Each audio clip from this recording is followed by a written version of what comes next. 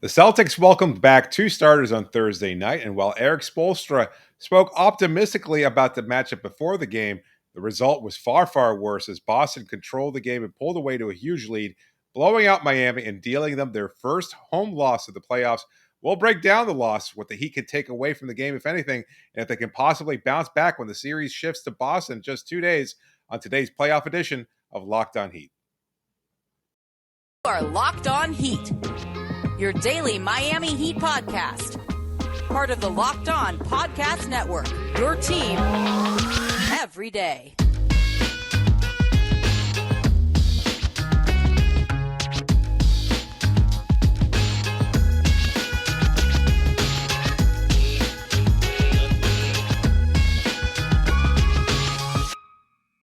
Hello, Heat Nation. It's a Friday edition of Locked On Heat, your daily podcast covering all things Miami Heat, however you may be listening or watching on YouTube, on Odyssey, or on your favorite podcast app. Thanks so much for making us your first listen every day. I'm David Ramil. With me, as always, is my co-host, Wes Goldberg from FTX Arena. Today's episode brought to you by BetOnline.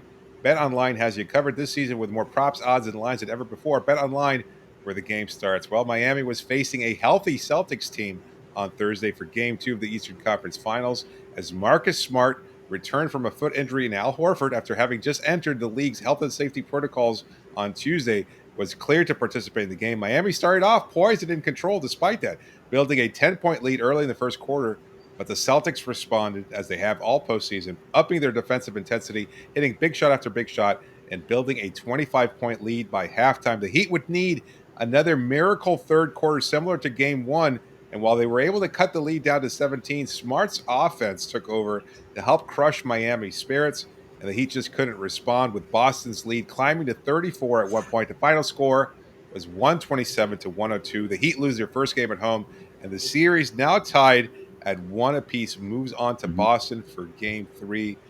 Jimmy Butler was a lone bright spot for Miami, scoring a game-high 29 points, but it really felt insignificant comparison to Jason Tatum having 27, Jaylen Brown and Smart both combining for 24 apiece, and as Boston shot a blistering 20 of 40% from three-point range, while the Heat were held yet again to a sub-30% shooting night from long range. I don't even know where to begin because this was such a complete dismantling of this Heat team. I know we'll get into bigger questions about what Miami can do to respond.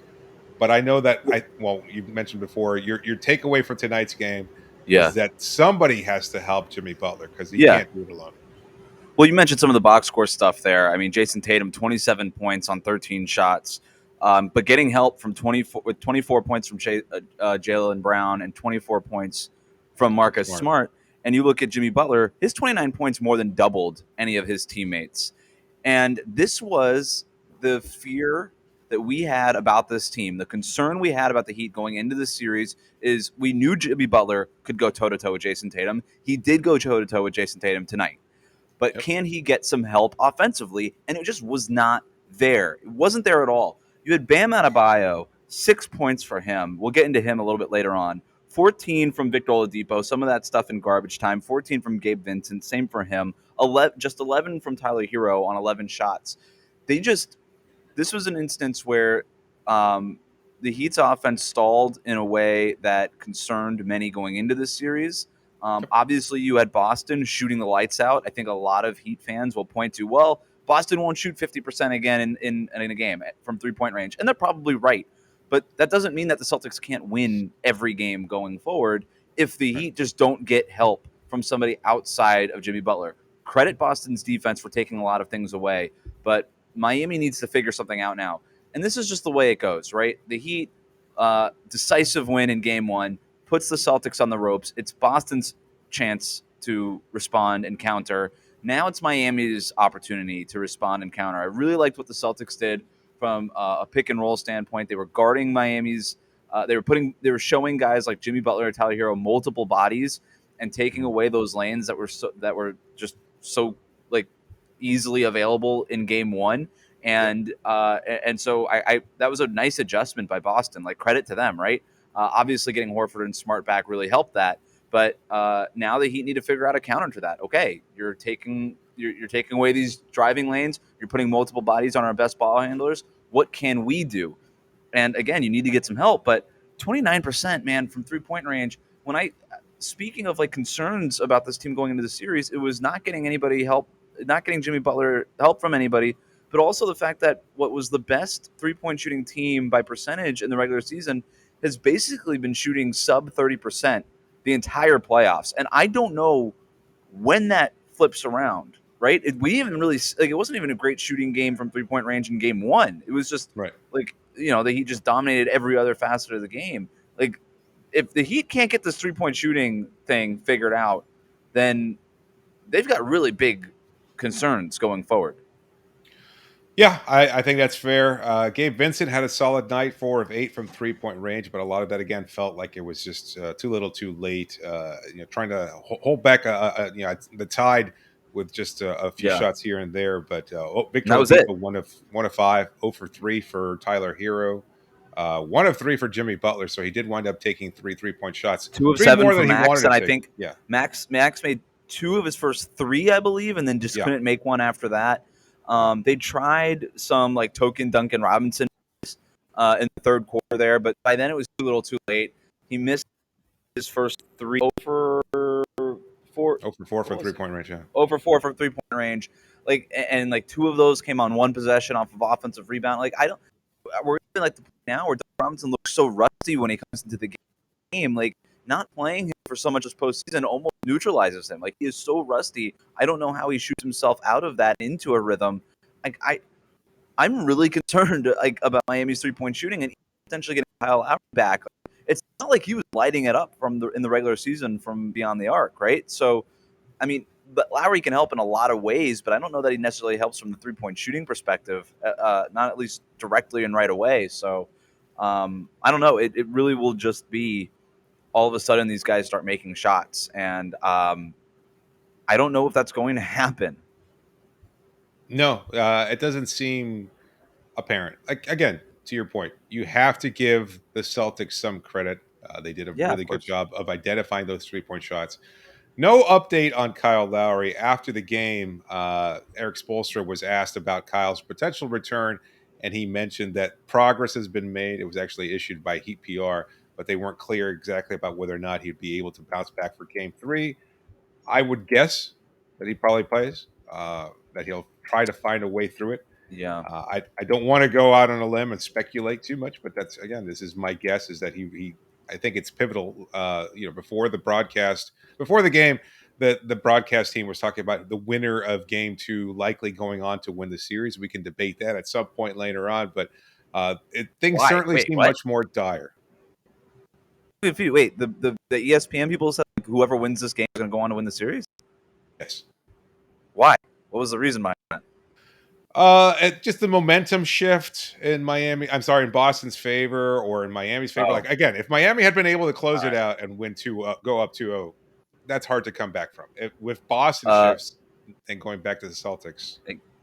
I mean, I guess. I mean, the next look. This is sort of what I predicted for the series coming in, right? Like, I actually thought that the Heat were going to split these first 2 games at home. I just think Boston's too good. They haven't lost back-to-back games in these playoffs. Yeah. Like, they just don't lose back-to-back games. I know Miami came in here with a 10-game home winning streak, but they haven't played a team as good as the Celtics, and this is a series that could go 6 or 7 games, right? So that means the Heat are going to lose a game. So I don't at least one game, right? And so I'm not. That was I don't know if that's like a made for TV take. I'm not really sure I'm buying that. I don't know that there's that much to glean as far as momentum shifts from this game. Yeah. Like, we saw momentum completely in Miami's favor after Game 1, and Boston just responded, right? And that was a lot of it was Marcus Smart, right? Like, he came in energized, all of that kinetic energy that he brings, just screaming and at refs and teammates and Heat players and all this kind of stuff, and that really helped them. Maybe Kyle Lowry could bring some of that, right? Like, we know that he's able to generate stuff from his teammates, but like that's where we are now. Like, the Heat, we could talk about X's and O's and all that kind of stuff, but like the sharpness, the focus was not there. The energy was not there. I thought that they weren't as aggressive on pick and roll stuff. I thought that I actually thought that just the fact that they went dry between the first and the second quarter for like 5 minutes or something like that. Like really just sort of that was more than anything taking the wind out of their sails. And they never really responded from that offensively. Like they stopped getting into their sets early. They didn't play with as much determination to get into their offense. And I think Lowry will help that. I don't know if he's going to play in Game 3. I'm not even bother guessing at this point. Who knows? Yeah. I think Gabe's fine. Like, Gabe was not the problem tonight, right? But obviously, you need as many No. bodies as possible. You need as many of your Well, best guys as possible in this to series. to the point about Kyle, though, like Jimmy spoke after the game, and he had a pretty interesting quote. He says, "I got to do a better job of getting everyone involved." And basically, he went on to say, "I got to do Kyle's job," and that I got a bit selfish on the offensive end, mostly Right. as he was looking to get his shot going. He said he could be better at screening off of off ball a little bit, getting some better looks for some of the other players, and I think Kyle certainly. And we'll talk about this probably in some detail in the next segment because I think that Kyle would be a much better at addition in terms of unlocking what Bam Adebayo can do. We saw multiple possessions there where Adebayo was able to get to the paint area, but ball handlers, where they were Jimmy, Gabe Vincent, or anybody else, Tyler Herro, weren't able to get Bam the ball to get them those good looks where they could be momentum shifting baskets, an easy dive to the rim where he can get a Celtics player in foul trouble or finish off with a dunk or a layup, etc. Those kinds of looks, just they weren't able to generate them for Bam. Partly on Bam. I think there's certainly he can take some of the blame for that. And again, we'll talk about that later on. But I think the ball handling and the shot creation for everybody else, those things that Kyle still excels at, even when he's not shooting 100% or when he's not, putting up a vast majority of points or anything like that, he's still able to unlock an Yeah. aspect of Miami's offense that was absolutely missing in Game 2. So Yeah. I think that's a big part of it.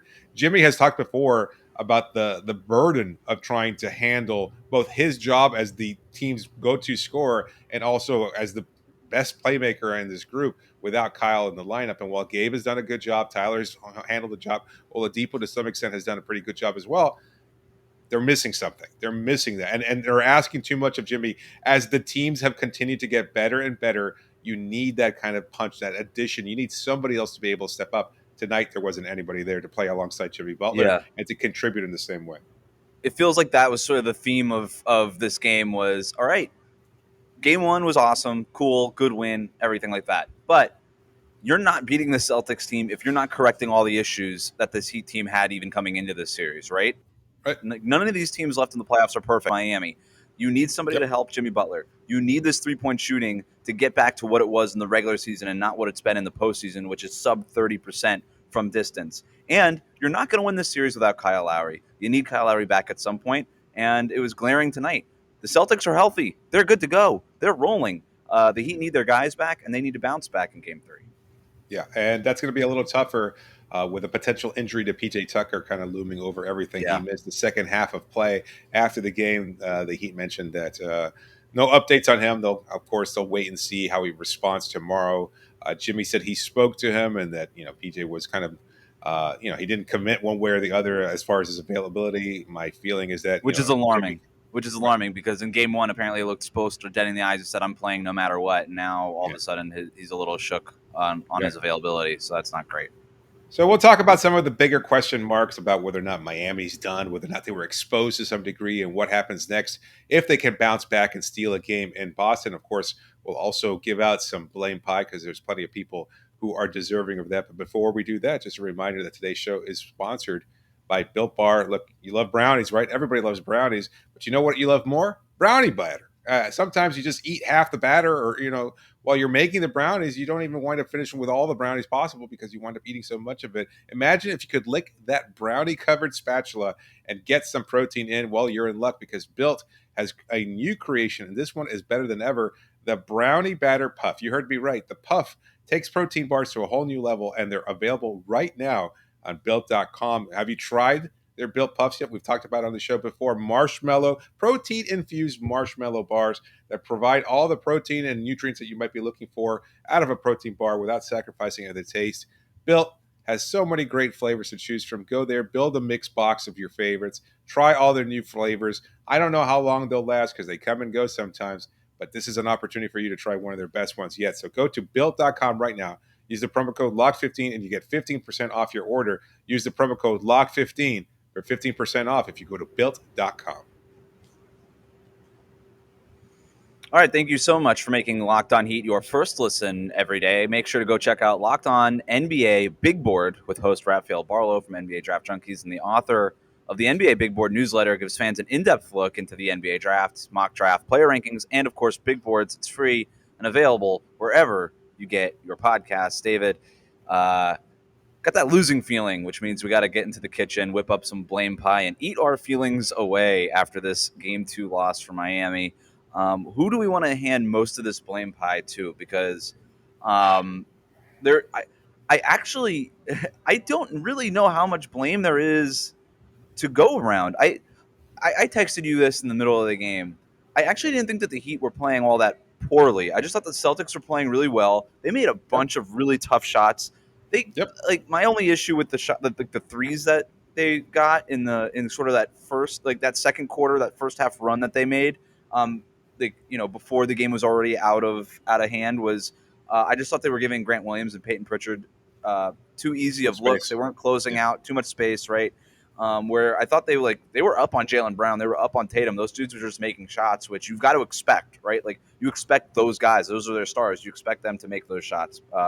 But Can we give overall, like 50% of the blame pie to like the basketball gods? Because it felt like, again, to your point, Boston was just hitting incredible shots. You don't want to take away credit from them necessarily, but I don't know how much you can count on them making those kinds of shots. Like they were contested shots all night, and Brown, like he struggled in game one to some degree, and yet in game two, he looked unstoppable. Every bit the player that John Corrales of Locked On Celtics told us he was when he said he was one of the better players in the series, he looked very dominant, particularly in the shooting regards.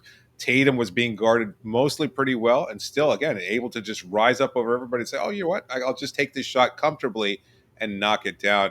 Marcus Smart eventually wound up getting his shot falling as well. So I don't know. It's tough to say. Like I feel anyway, like I'm in a bad spot here because I don't want to give too much credit to Boston. Although, again, I think they deserve a lot of the credit. And I can't take away from the fact that Miami could have played better. But those shots, some of them just seemed improbable. I mean, there was they an made Anthony 10 Carter-like shot.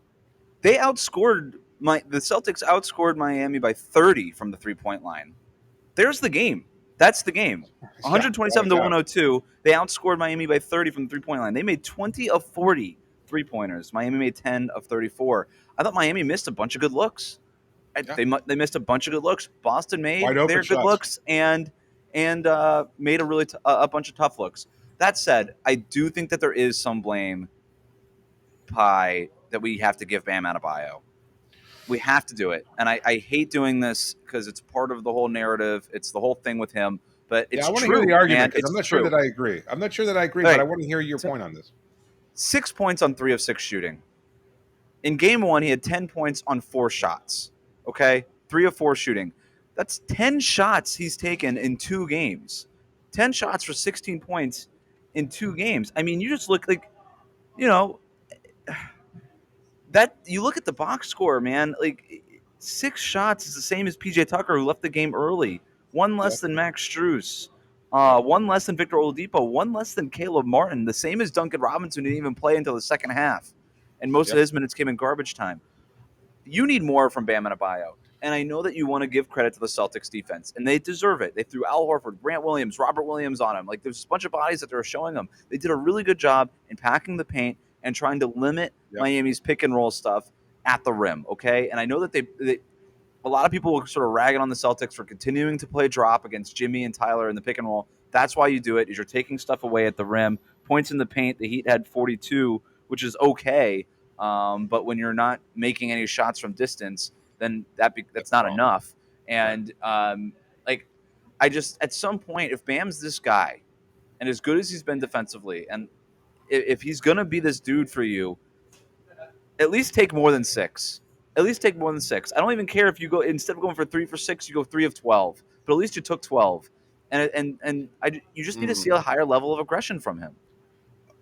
That feels a little simplistic. I don't want to discredit what you're saying 100% either, but like I just don't think he was getting a lot of good looks. I don't think he could have taken a lot of those shots. Maybe from that's my point. Isn't it his job to create good looks, make good looks? Like, you're this unicorn center, man. Like, you're not Robert Williams. Can't he challenge? Can he challenge Williams? Either Williams? I mean, look, there was one time there where he could have attacked Grant Yes. Williams, who's smaller, a little bit sturdier, perhaps, and he did not do so. That certainly falls on Bam.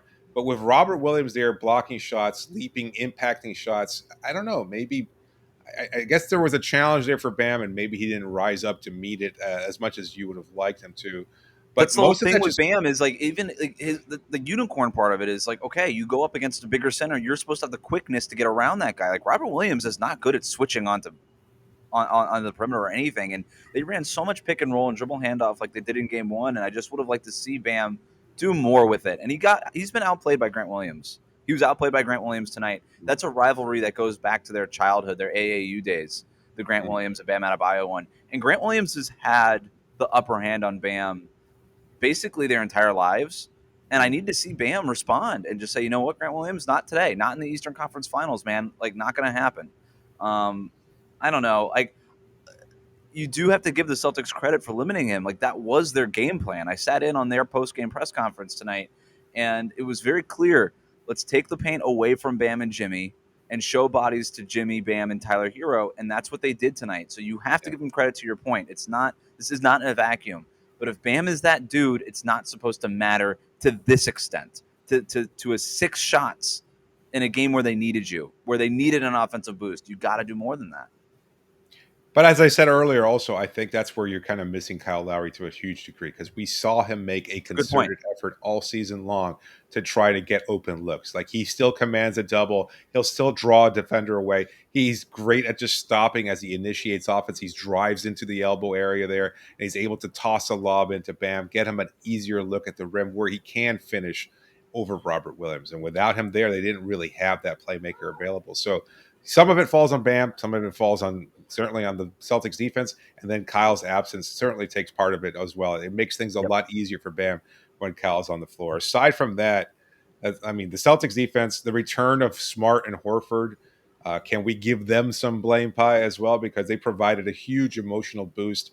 Horford, less impactful than Smart, obviously, but just another big body, another switchable big body who challenged Miami in that painted area that seemed like they were clogging the restricted area all night for Miami. They couldn't really get much going.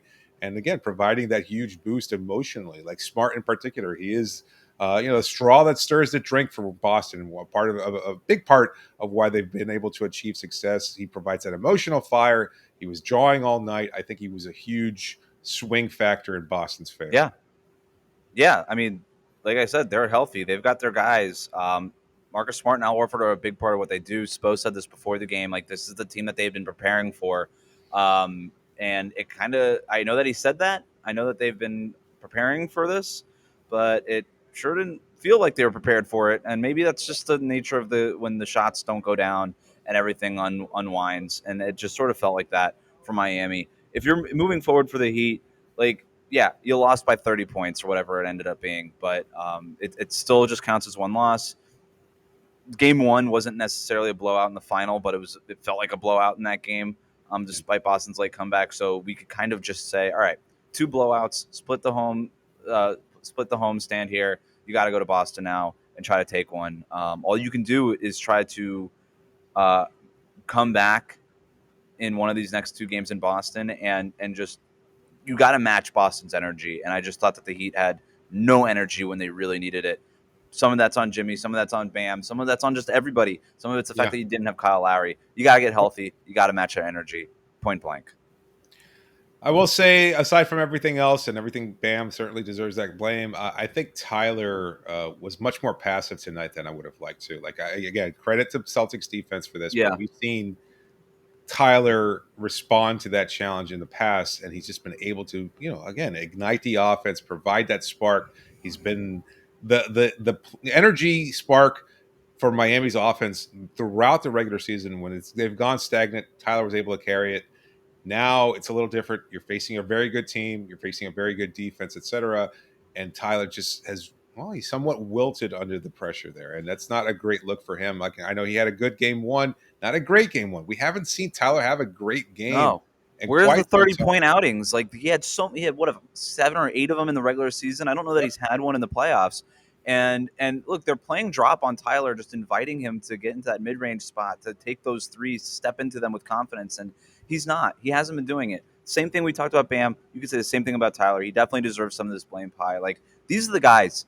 Like, whether you like it or not, Jimmy Butler is stepping up, and it needs to be Bam and or Tyler, probably both for this series, to step up. Because even when Lowry comes back, he's going to make things easier for them. But Lowry's not the 20-point per game scorer anymore. That's not his game. He facilitates, he gets guys involved, but like that's not going to make a difference. Like, it's still like, if Boston's going to play drop on the Tyler and Bam pick and roll, Lowry's got nothing to do with that, right? That's just those two guys in that two-man game figuring it out and getting those looks that they need and taking those shots with confidence. And they're not.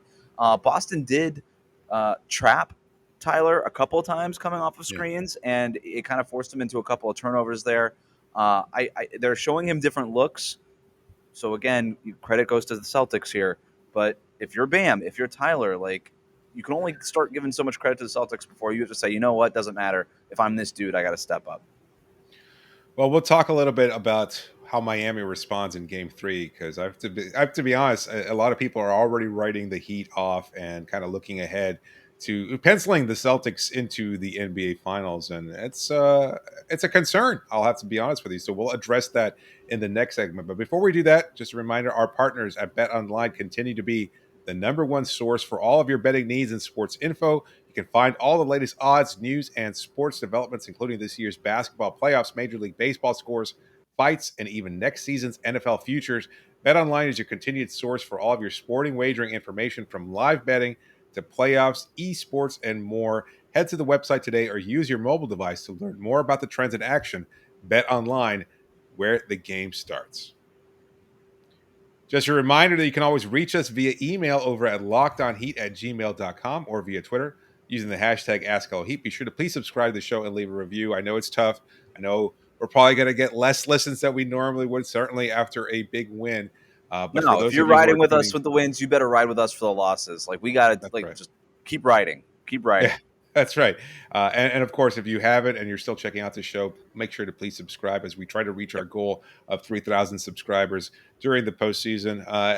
Let's look ahead to game 3, on Saturday. Not a lot of time. Again, missing PJ Tucker. I guess the big question for me is, do you think the series is over? Because a lot of people seem to be writing off Miami. They were writing Miami off even before the series. Now, after a blowout, they're certainly much more convinced that Miami's done and don't have a chance to steal a game in Boston, and it could be Celtics in 5, as a lot of people predicted. What do you think? No, it's not over. It's not over. Well, if Kyle Lowry never comes back and if he's not close to 100%, then it is probably over. But we don't know whether that's the case or not. So, no, it's not over. It's not over. But there are concerns. There are concerns that Miami has to fix, right? Boston's main concern going into game 2 was that they weren't healthy. They got healthy, and they won this game decisively.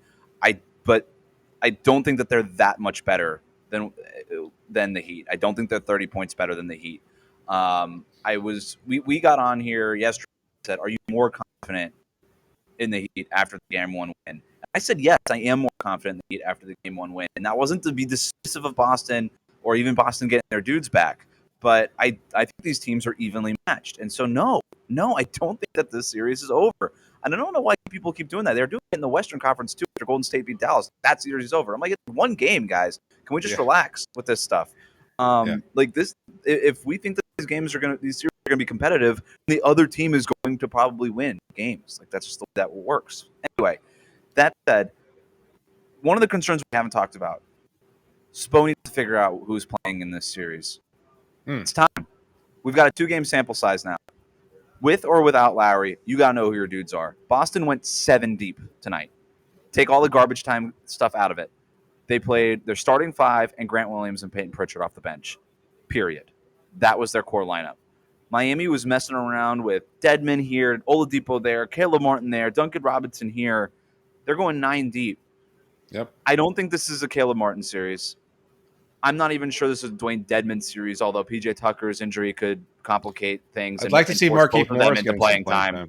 Yeah, I had that thought. I was like, is this not like a good? If PJ Tucker can't go, I think you just start Markieff Morris and you say screw it. Sure. That's what we're doing. Or maybe you go small and have Jimmy at the 4 and try to space out things. Maybe even with Gabe and Kyle Lowry if Lowry's able to go in game 3.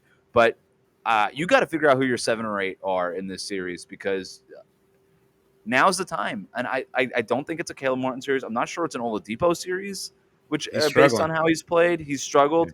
Dedmon had a really rough night. Like, he was a minus 27 in 13 minutes, man. Like, those were rough minutes. I'm not sure it's a Dedmon series, but I basically just eliminate everybody on the bench. But, like, you've got to figure whoever it is, like, you've got to make some sort of adjustment, some sort of game plans, put these guys in a better position to succeed. But you got to pick probably 7 or 8 guys who you're going to ride with Tucker or without Tucker, with Lowry or without Lowry. You've got to pick your guys and put a game plan there, because I understand tonight things got out of hand, and so you're just trying all these different things. But it wasn't like that. It wasn't much different in game 1 either, where they're kind of going deep into their bench. So I don't know. That's part of it. I think that's certainly part of it. Yeah, I have to agree. I don't think the series is over either. To answer that question, I think Yeah. it's hard to overlook such a blowout loss, especially at home. The fact of the matter is, Miami, with the exception of that phenomenal third quarter in Game 1, has lost most of the quarters against the Celtics, and at home, that's not exactly a great look. You kind of get the vibe anyway, as unscientific as that is, that they stole Game 1 or figured something out. Now they have to go and show what they've learned from these first 2 games. They have to be able to provide some kind of response, whether it's a change to the rotation, to your point, doing something differently on offense and or defense. They've got to tweak it. We've seen Spo make these kinds of in-series adjustments in the past that have swung a series in Miami's favor. Now the onus is on him to figure something out. A lot of game breakdown, a lot of film, no practice schedule for Friday as they're traveling to Boston. So I imagine there's going to be a lot of film study. Probably nobody's getting any sleep tonight after a 30-point loss. That's just the way the reality is. I will say that the other question that I had, and maybe it ties into everything that we've said, is has Miami been exposed to some degree in game 2? Again, it's kind of fitting the narrative that everybody had, that Boston was clearly the more talented team, the better team, etc.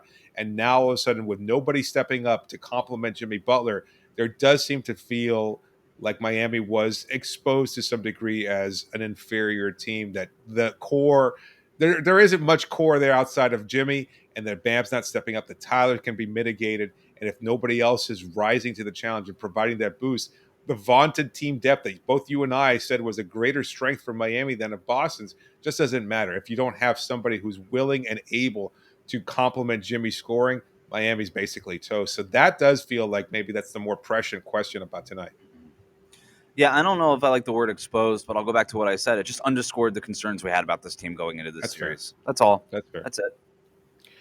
Well, we'll see what happens. Miami will be there in Boston for game 3, and we'll be recapping that game one way or the other. Hopefully, Miami can find a way to bounce back, and hopefully PJ Tucker and or Kyle Lowry will be back in the lineup to provide that boost that we're looking for Miami to respond with. In any case, thanks so much for making our show your first listen every day. Make sure to make this Locked On NBA your second listen, from the first jump ball of the play-in tournament to the last possession of the NBA Finals. Locked On experts take you deep inside the playoffs with insight and analysis impacting all 30 teams. This is David Ramil signing off for now. Thanks so much for joining me, Wes. Wrap it up, B.